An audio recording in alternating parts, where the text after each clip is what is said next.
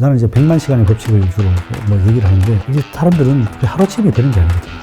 손흥민이랑 축구 시합하고 있다고 생각하시면 돼요. 그걸 이겨내려면 어떻게 해야 돼요? 계속 트레이닝을 연습을 해야 됩니다. 내가 만약 맞는 방법을 찾기 위해서 꾸준하게 연습을 하고 경험을 쌓아요. 그 경험을 한번 해서 성공을 하고 나면 그렇습니다.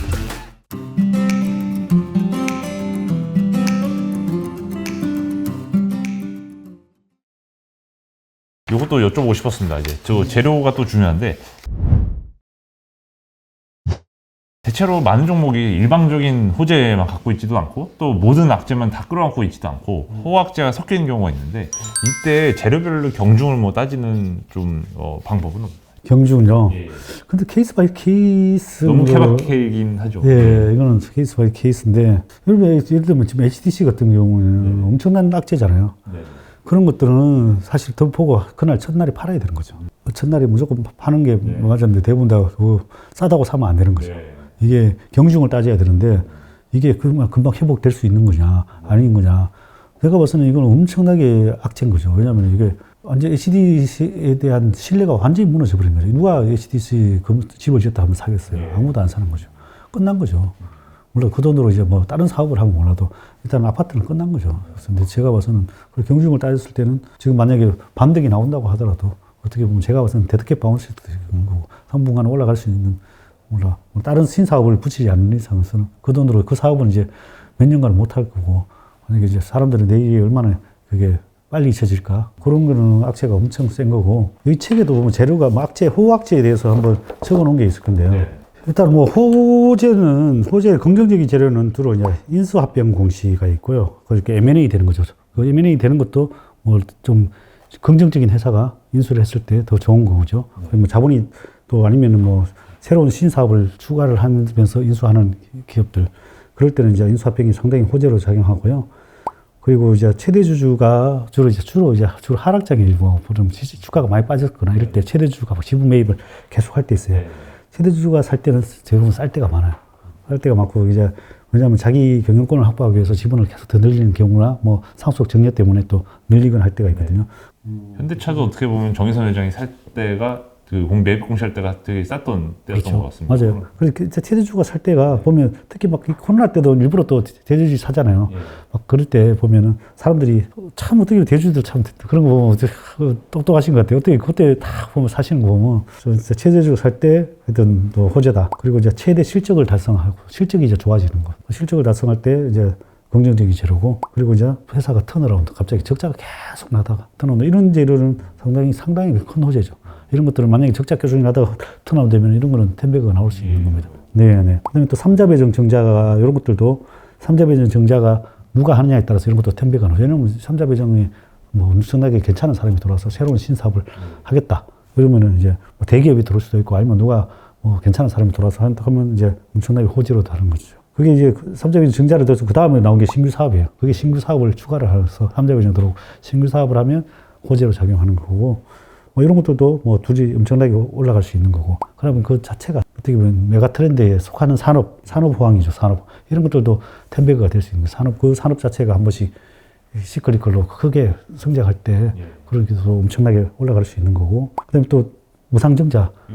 이거는 뭐 큰 호재는 아니에요. 왜냐하면 기업 가치는 변함없지만 일시적인 호재가 될 수 있습니다. 왜냐하면 대주주가 주가 부양의 의지를 반영해 주는 거기 때문에 이제 이게 무상증자는 호재로서 작용할 수도 있고, 그리고 이제 단일 판매 공급 계약은 뭐 어차피 수주 공시니까 좋을 거고, 그 다음에 유형 자산을 취득했다는 거는 이걸 또 그걸로 증설한다든지 뭐 이런 거니까 상당하게 호재로 작용하고, 땅이라는 거는 우리나라에서는 그 자체만으로도 보통 이제 살 때 대부분 다가 기업들은 헐값에 살 때 경우들이 많더라고. 나라에서 헐값을 사서 그걸로 또 뭐 공장 짓고 이러면 그게 엄청나게 올라가는 경우가 많아요. 그리고 또 자사주 매입하는 거. 자사주 매입은 또 아까 대주주 사는 거랑 거의 똑같다고 보시면 되죠. 그리고 이제 부채 조기 상환, 부채들을 상환하면 좋은 거고. 그 다음에 이제 액면 분할도 사실은 이것도 내용은 똑같은데 대주주의 의지를 볼 수 있는 거죠. 어떻게 보면 카카오도 액면 분할을 통해서 그 액분 지금 곱하기 5를 사실 해야지 액분전 가격이지 않습니까? 지금 뭐 8만 원대까지 내려갔다고 해도 5 곱하면 사실 40만 원 넘는 그렇죠. 가격이죠. 액면 분할도 어쨌든 긍정적인 재료다. 근데 이거 발표 나가지고 오히려 막 주가가 올라가면 이제 오히려 안 좋고. 그 다음에 이제 공개 매수. 공개 매수라는 거는 이제 보통 내보다 높은 가격에 사주는 거니까. 그래서 뭐 상장 폐지, 최근에 무슨 어느 회사가 상장 폐지한다고 공개해서 하던데. 맘스터치였네? 치킨? 맞아요. 네, 맘스터치였네. 거의 뭐 20%더 비싸게. 그러니까 그런 거는 이제 가지고 있다가 내 지분을 이제 20% 비싸게 사준 거니까, 어쨌든 호재로 작용하는 거고. 팔아도 되고, 뭐, 반대해도 되고, 뭐. 그 다음에 자사주 소각. 자사주 소각은, 왜냐면 내가 뭐 자사주 20% 있다 그러면은, 내 지분 가치가 20%를 제외해버리니까 내 지분 가치가 훨씬 좋아지니까 회사의 펀더멘탈이 더 좋아지는 거죠. 그래서 자사주 소각은 상당히 좋은 재료고. 그리고 이제 자회사 상장하는 게, 자회사 상장하면서 보통 그게 모멘텀으로 상해 주가에 긍정적으로 작용할 때가 많더라고요. 원래는 또 지분법 평가 이익에 따라 이제 상장한 다음에 밸류가 올라가면 네. 그에 따라서 모회사 가치도 같이 올라가야 되지 않습니까? 그렇죠. 그래서 자회사가 상장될 때 효과를 했다. 근데 지금 LG 엔솔 같이 물적 분할해서 하면 안 좋더라고요. 그리고 이제 특허권 뭐 취득해놓으면 공시도 괜찮고요. 뭐 그것도 어떤 특허권이 새로운 진짜 뭐 신소재라든지 이런 것들이면 아주 좋습니다. 그리고 회사 이제 인적 분할은 오히려 긍정적으로 작용할 때가 많아요. 인적 분할은 회사를 이제 하나가 두 개로 쪼개지는 거니까 두 개로 쪼개는 이것도 이제 비법을 하나 알려드 외우기 쉽게 하면 사람들이 인적 분할, 물적 분할 헷갈리시는 분들도 해가지고 인적은 사람인 두 개로 딱 이렇게 쪼개진다. 물적은 물 떨어지듯이 위에서 그냥 밑으로 뚝 떨어지니까 거의 100% 자회사 뚝 떨어지다 물적 분할 이렇게 외우시면 외우기 쉽습니다. 훨씬 외우기 쉽죠. 예, 인적 분할은 두 개로 나눠지는데 보통 한 개는 기주회사가 되는 경우도 있고 한 개는 그냥 뭐 다른 사업을 사서 뭐 하기도 하고 그런데 이제 회사가 두 개로 돼버리니까 근데 보통 되고 나면 한 개는 조금 하락하더라도 이 한 개가 많이 상승할 때가 많아요. 한 개가 이익이 나는 더 유리한 쪽에 있겠어요. 그럼 이게 상승 그 비율로 적당하게 하는데 여기에서 한 50% 수익이 나고 여기서 한 20%까지고 그래서 총 그렇게 30% 이상 수익이 날 때가 많더라고 평균적으로. 그래서 물리적 분할하면은 유리할 때가 많다. 인적 분할 발표가 나면 두 개 다 뭐 어쨌든 기존 주주라면 이제 주식 두 개 다 받으니까 들고 있다가 받아서 파는 게 제일 좋아요. 받아서. 그래서 두 개 다 올라오는 경우도 있어요. 두 개 다.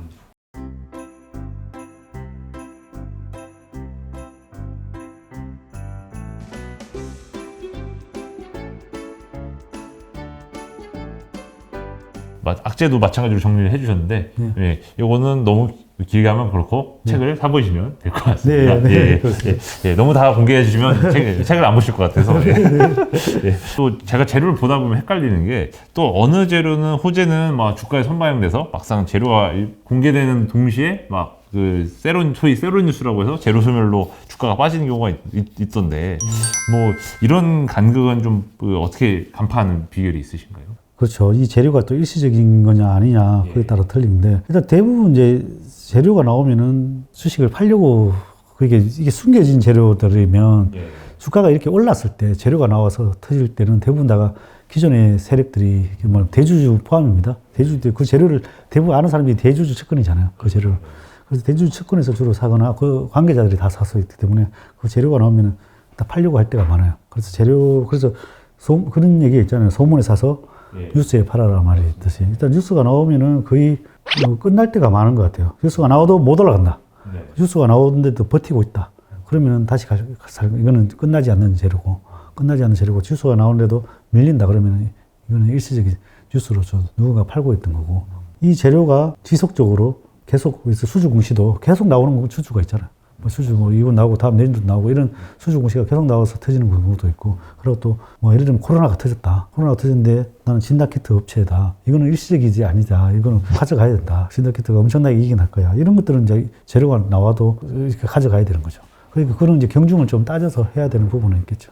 보통 투자를 하다 보면 어떤 호재가 딱 그 뉴스로 나오자 아니면 공시도 뉴스로 나오자마자 주가가 빠지는 경우는 이미 최근 며칠 동안에 주가가 좀 많이 오르는 경우가 많이 있더라고요. 예를 들면 뭐 재료가 공개되기 전에 뭐 한 20% 오른 종목은 뭐 뺀다든지 뭐 그런 뭐 일관된 법칙은 사실 없지만 뭐 그런 그것도 감안을 하시겠네요, 보통. 그렇죠. 이게 뭐 특별하게 내용이 없이 갑자기 이렇게 막 올라간다든지 이러면 뭐 오히려 괜찮아요. 근데 그런 상태에서는 항상 조심해야 돼요. 재료가 나오고 무서워 나올까. 그래서 제 같은 경우에는 그래서 너무 재료가 없이 올라가거나 또 아니면 또 재료가 나오거나 두 가지 다 과하게 올라갈 때 저는 양봉에 어느 정도 물량을 나눠줍니다.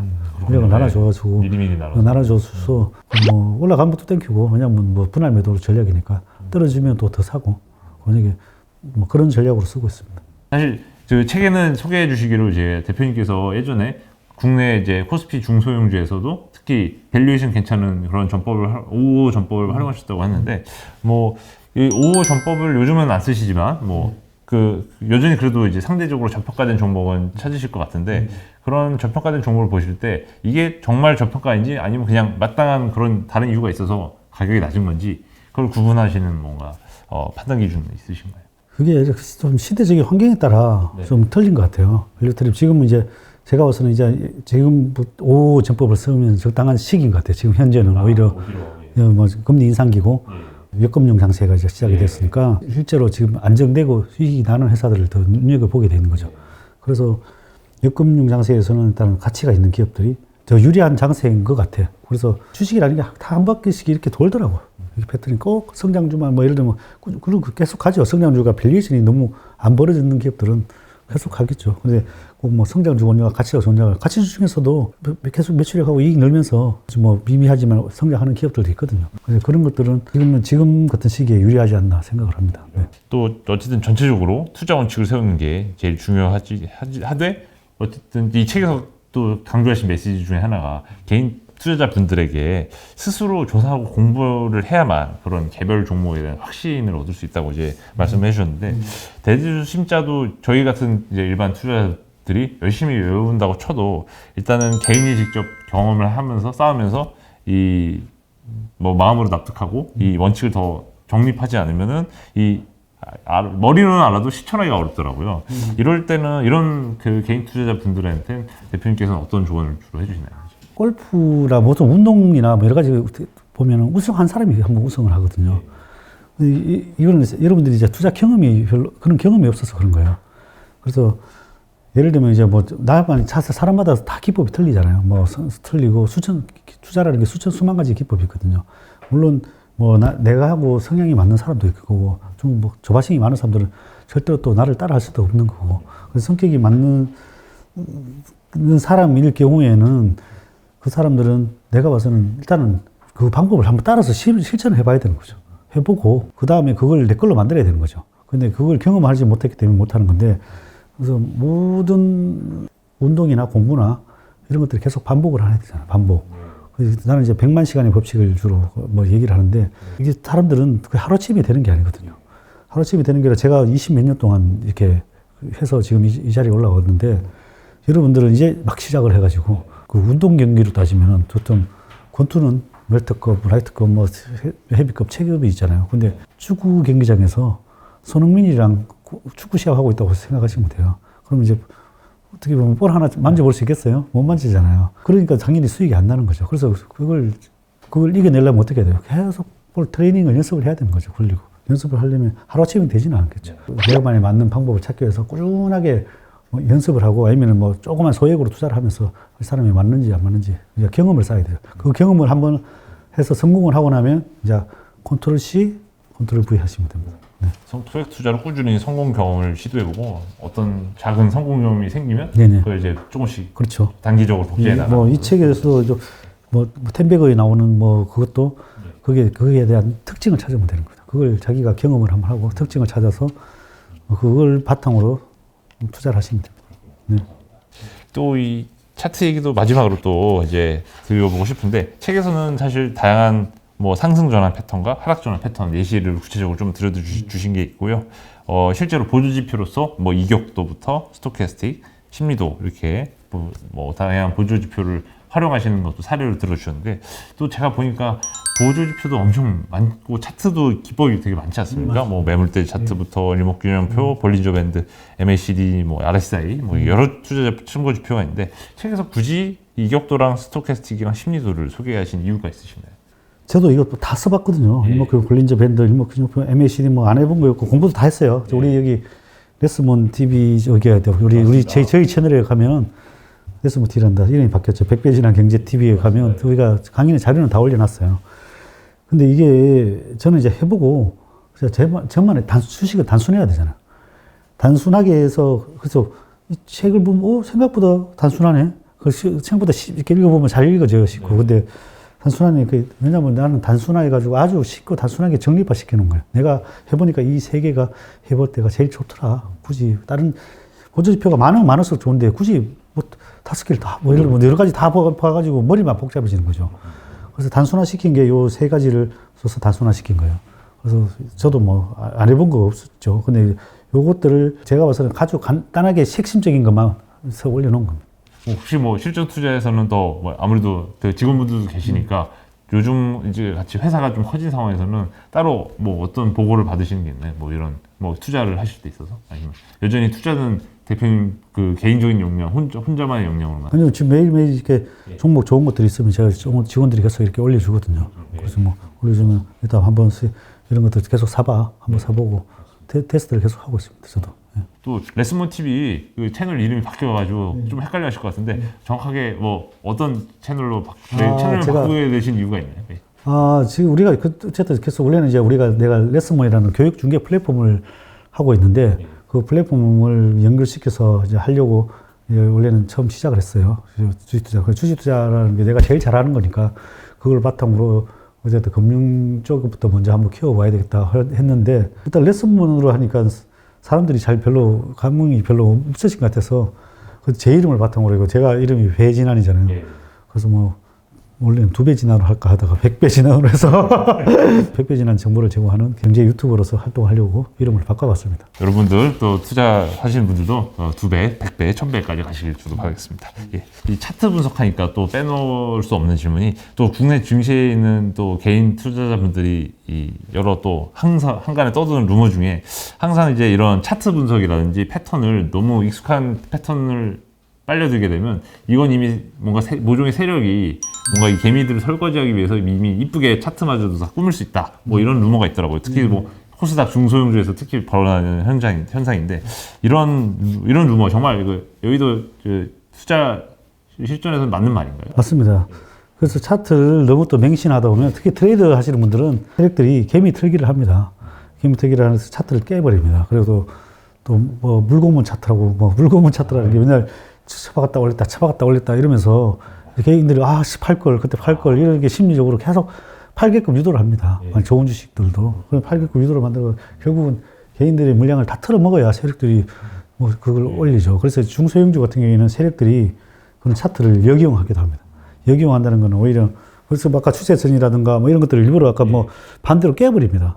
깨버리면 이제 또 하면 사람들이 이제 다 투매가 나오잖아요. 그걸 다시 사겨가지고 오히려 올려버리면서 자꾸 반대로 우리가 추세 추정 이론에 따르면은 뭐 추세선을 돌파를 하면 사라. 그렇죠. 뭐 물량 몰일도 뭐 이제 컵 이론 해가지고 올라갔다가 신고가를 하고 오히려 그렇게 만들어 놓고 다 파는 세력들도 있습니다. 중소형주들은 작은 자금으로도 운영이 가능하니까 그렇게 해서 역이용으로 팔아먹습니다.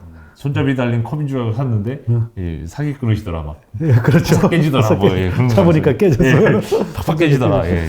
알겠습니다. 표현이 좋으십니다. 일단 매수 매도도 철저하게 분할 매수와 분할 매도의 중요성을 책에서 강조해 주셨는데 뭐 책은 뭐 짧게는 3분할부터 길게는 뭐 40분할까지 뭐 그 이상 분할하시는 분도 있는데 뭐 일단 물론 이것도 이제 투자자 본인의 성향과 위험 감수라던가 시드머니 금액에 따라 다르겠지만 뭐 보통 개인 투자자 분들이 1억이 있다고 했을 때 뭐 이제 분할 매수 분할 매도를 뭐 몇 번 뭐 5분할이라든지 아니면 뭐 10분할까지 괜찮다 뭐 이런 기준이 좀 참고할 만한 기준이 있을까요? 이거는 뭐 종목마다 틀리고 뭐 또 차트마다 조금 틀린데요.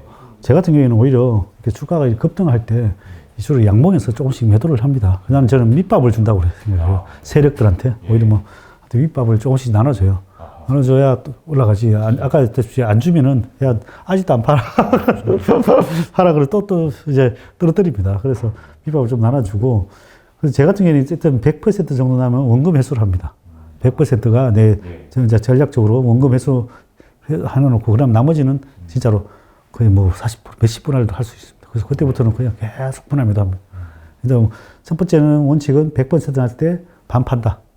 반 팔아서 원금 회수하고 나머지는 분할 매도해서 뭐 10배까지 가져갑니다. 네. 와 이런 거면 정말 안심이 되겠네요. 수익률 100%에서 일단은 원금 회수해 놓으면 사실 남은 거는 어떻게 보면 가만히 있어도 그렇죠. 사실 그게 뭐 다 떨어져도 원금에 타격이 없는 그런 기법이네요. 네네. 마지막 짤막하게 구독자님 부탁드리겠습니다.